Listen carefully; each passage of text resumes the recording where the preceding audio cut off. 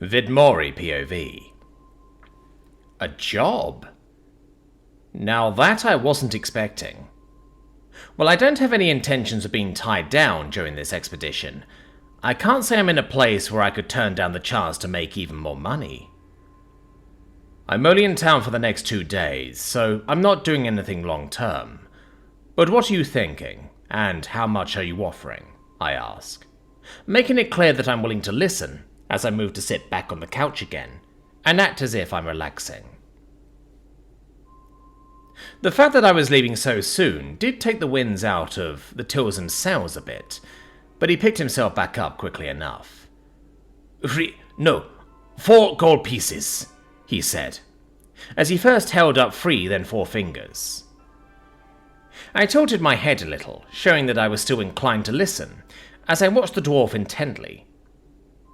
He gulped a little as I could feel him gathering his thoughts. Our crucible master has been ill for the last few weeks, and we've fallen behind on orders for a certain kind of metal, he explained. He was clearly doing his best to set the scene for me, though I was perhaps a little impatient as I interrupted his explanation. Do you want me to heal him then? That stopped him in his tracks as he looked up at me, wide-eyed with surprise. He stopped talking, looking extremely thoughtful as he picked up his glass of Everblack and swirled it around before sipping at it. He then looked up at me once more, so I got the feeling he was trying to get a bead on me, not daring himself to hope for the best. So, you're a healer too, as well as a fire mage? He asked curiously, nursing his drink a little more. I'm not really either, but I suppose I can heal in a way. I'll need to look at him, but I can certainly try, I offer, as I sit forward again, resting my elbows on my knees.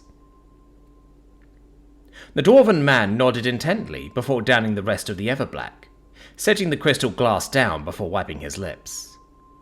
Please, follow me, he said, as he gestured for me to come along before making his way out of the waiting room. He led us down the hall at first, going into what looked to be his office, as he approached a painting on the wall. Instead of going for the painting, he pressed his hand against the wall below it, and ran his mana through it when a click sounded out from the other side of his office. He then made his way over to a different panel in the wall, opening it and revealing a safe of some kind. He opened that using his mana as well, before reaching in and grabbing a pouch among other things. He locked everything up once more before walking up and placing 2 gold coins in my hand. Here, for the iron, he said, before offering a bit of a smile. Now that our first deal is done, we can move on to other matters, if you'll let me take more of your time, he explained as he offered his hand. I couldn't help but smile before meeting his hand and giving an appropriate squeeze in response. Sure, it's a pleasure doing business with you. Though with that, I curiously looked over the gold coins before stashing them away in my storage. Looking back to Tilsim as he went around his office, he grabbed a dagger from a drawer and strapped it to his hip. He then walked up to a coat rack, grabbing what looked remarkably like a grey trench coat that's been sized down to his proportions, before also pulling on a brown cloak over that. All those layers suddenly reminded me that we're in a part of the world that gets colder than the rest. Most people I've seen didn't wear all that many layers, though it could just be a matter of tolerance or even preference. So, what can you tell me about his symptoms? I ask, as he fastens the clip of his cloak. Tilsim looked thoughtful as he considered his words before looking back up at me as he led me out of the office. It's the foul growth, he said, as if that would have given me the whole answer. It might have for others, but so far that name is not ringing any bells in the memories I've absorbed. While statistically unlikely, I suppose that none of the people who have died to me or my beasts have encountered this foul growth disease. I don't want to make it obvious that I don't know what he's talking about as a supposed healer, so I'll just play it off. That doesn't answer my question. What are the symptoms? Tilsim seemed reluctant to answer, and I could sense him remembering his last visit to this crucible master of his. It wasn't a pleasant memory as far as I could tell, which was understandable. As we walked out through the foyer and exited the guild hall, we were greeted by a rather brisk night, the sun having now fully set by now. The streets were rather thoroughly illuminated by an array of enchanted crystal streetlights, as we walked past a few people here and there. I decided to give Tilsim an out for now, since we'll see the guy soon enough anyway. What were you originally going to ask me to do? At that, Tilsim was more willing to speak, as he glanced back up and ran his fingers through his beard. Well, I was hoping you'd be willing to take the Crucible Master's place for a short while. It'll take a while to train a replacement who could manage to replicate his skills and capabilities, and we're already very behind on orders for refined Wolfram.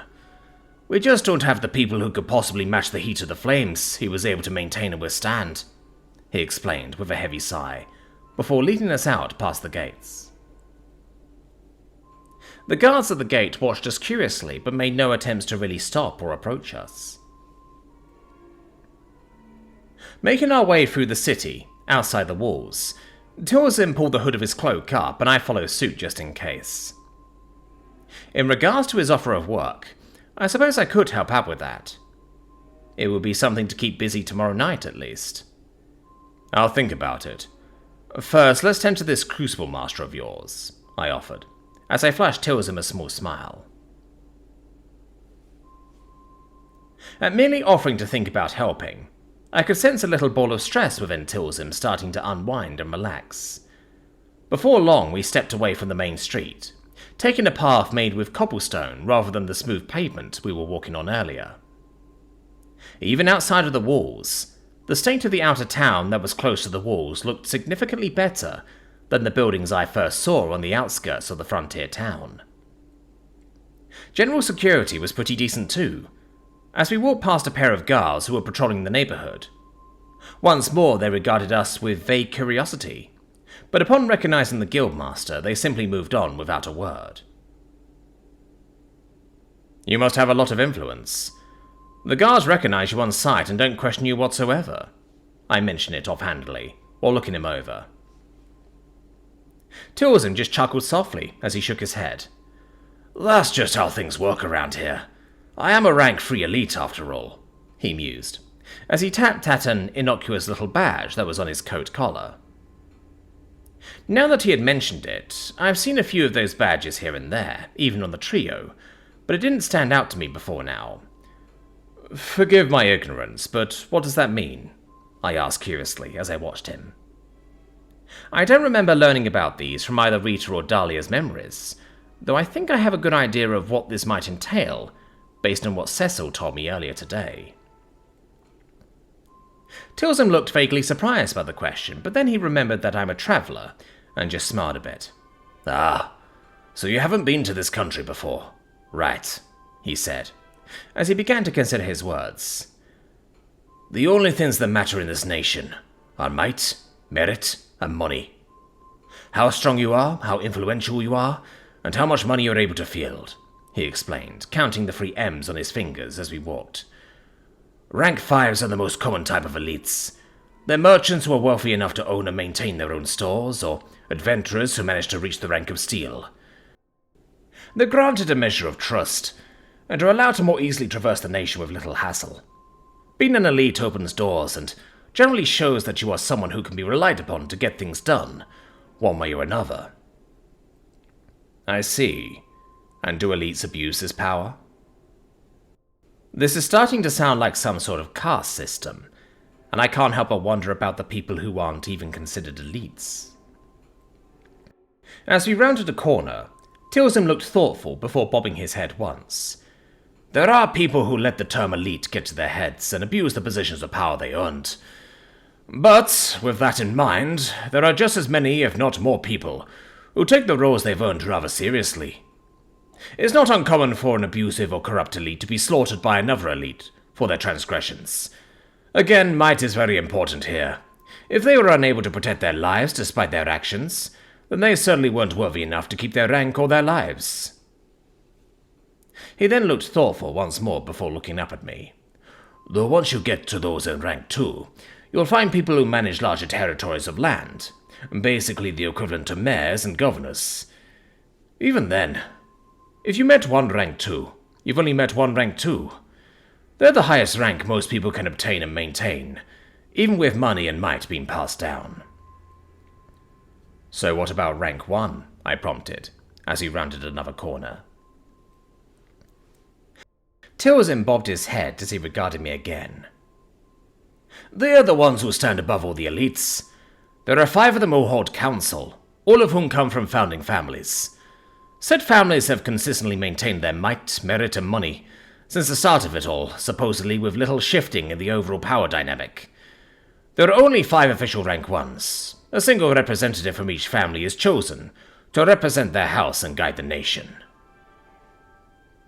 We rounded yet another corner before approaching a rather nice-looking 2-story home with an iron fence and a yard. If you want to know more, it'll have to wait. We're here, he mentioned, gesturing to the house before pushing a button by the gate as a buzzing ring sounded out.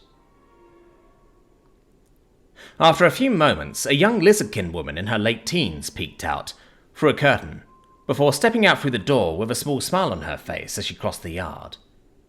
She looked more human than lizard to me. She had chestnut brown hair and vibrant red scales decorating her tan face in patches that reminded me of vitiligo. I felt she looked rather beautiful, despite the odd blend of mammalian and reptilian genetics. Tell us, Em, what brings you by, and... she starts to say, while looking at me for a moment. I essentially felt intimidated when she met my gaze before quickly regaining her composure.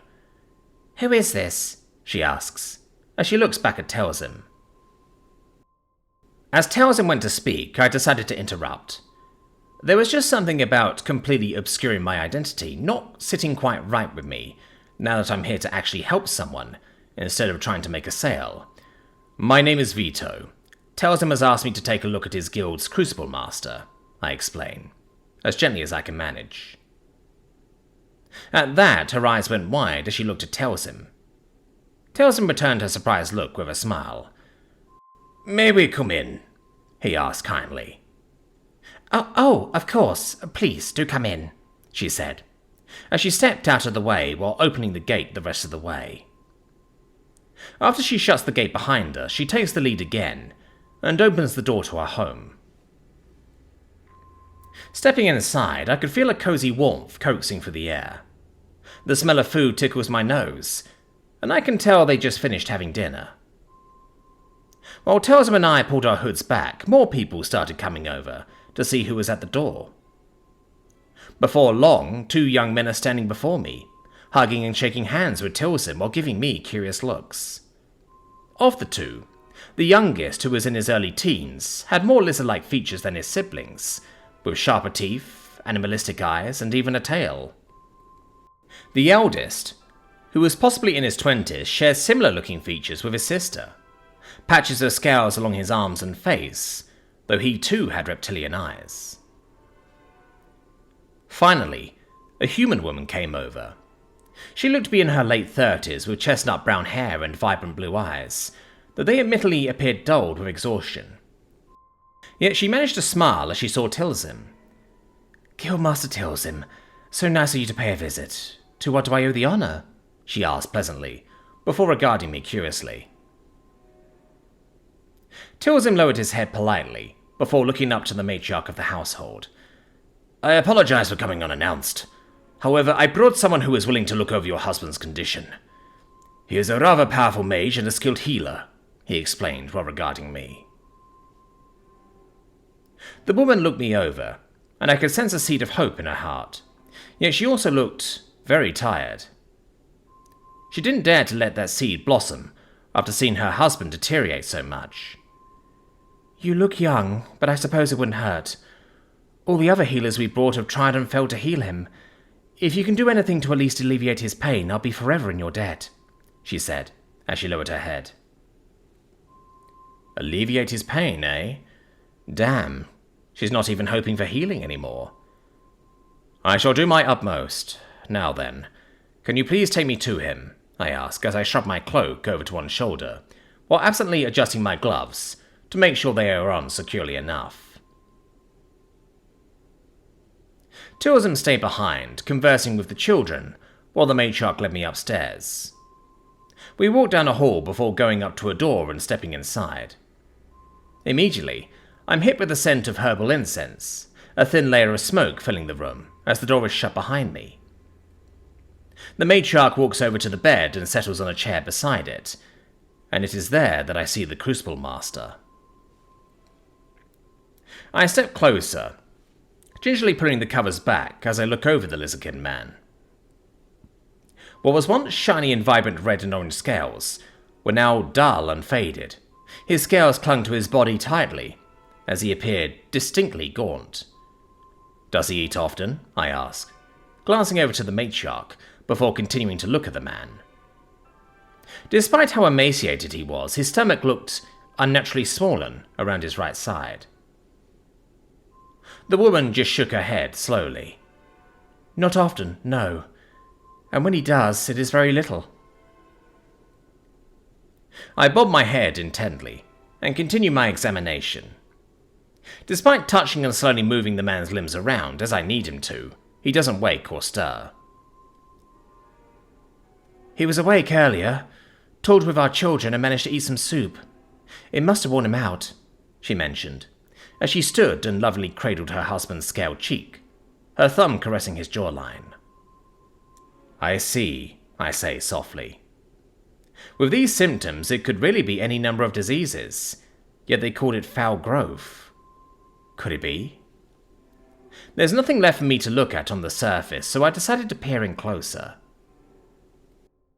Pressing my hand down on his stomach, I close my eyes and start slowly running my mana through him to examine him as thoroughly as I could manage.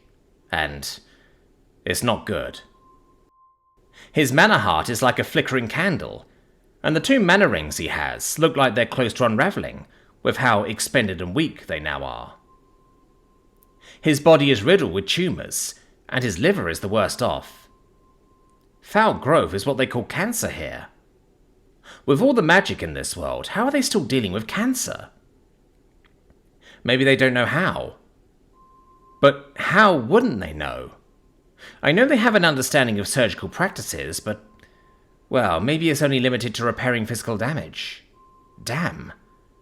How should I handle this?